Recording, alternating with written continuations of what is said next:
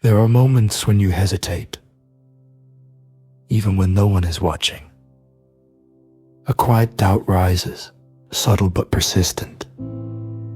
It doesn't shout, it lingers, and it asks, almost gently, can you trust yourself? This question rarely appears all at once. It builds in silence, in small pauses, in the seconds before you speak, decide, or move forward. Self-confidence is not always loud. Often, it is quiet. It lives in small decisions, in the way you respond to uncertainty. It is less about certainty and more about how you relate to what you don't know. Your mind learns from repetition. Every time you question your own choices, it stores that pattern. Over time, hesitating becomes familiar. Not because it is true, but because it has been practiced. Familiarity can feel like truth, even when it is only habit. The mind prefers what it recognizes even if it limits you, because what is known feels safer than what is possible. There is a part of you that seeks safety.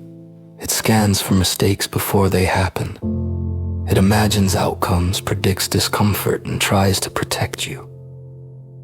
This is not a flaw. It is a system designed to reduce risk. But protection can become limitation. When every possibility is filtered through doubt, even simple actions feel heavy. You begin to wait for certainty, for approval, for the right moment. And sometimes, that moment never feels complete. Waiting can feel responsible, careful, prepared, but sometimes it is only fear wearing a calm face. Self-confidence is often misunderstood. It is not the absence of fear, it is the ability to move while feeling uncertain, to act even when the mind offers reasons to pause. Your thoughts are not always instructions, they are interpretations shaped by memory, emotion, and past experiences. They arise automatically, without asking permission. And because they feel immediate, they often feel true.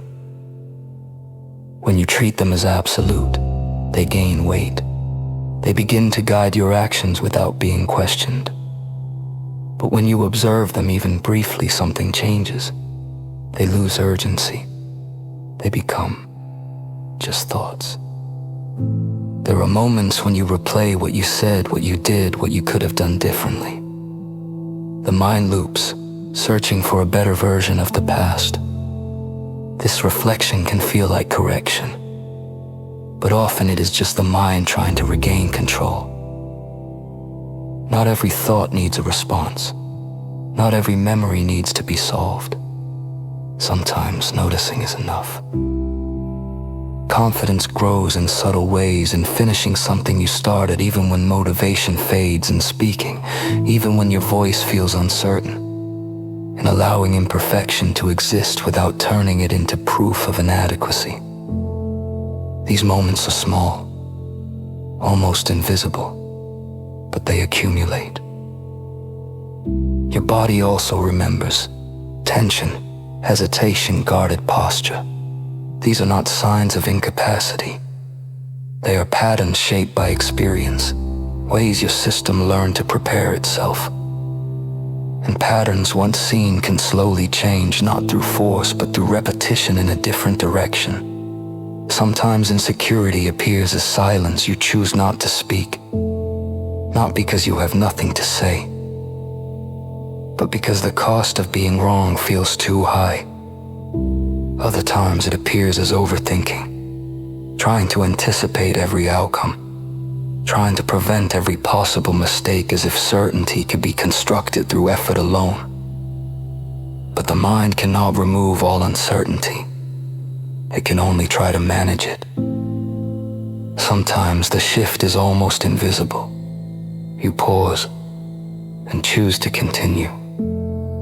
You feel doubt and still take a step. You notice fear and allow it to be there without stepping back. This is where confidence begins to reorganize itself, not by removing discomfort, but by changing your relationship with it. It does not arrive all at once. It builds in moments where you remain present instead of withdrawing, where you allow discomfort without assigning it meaning, where you act even when your mind is not fully convinced. There is a quiet difference between waiting to feel ready and learning that you can move without that feeling. Self-confidence is not something you wait for. It is something that forms as you relate differently to yourself. You do not need to eliminate doubt, you only need to stop letting it decide for you. There is a quiet strength in staying and continuing, even when certainty is not there, in allowing yourself to be seen even if imperfectly. And over time, almost without noticing, something shifts. The hesitation becomes shorter. The voice inside becomes less absolute. The distance between thought and action begins to change. And slowly, you begin to trust the fact that you can move, even when you are still learning how.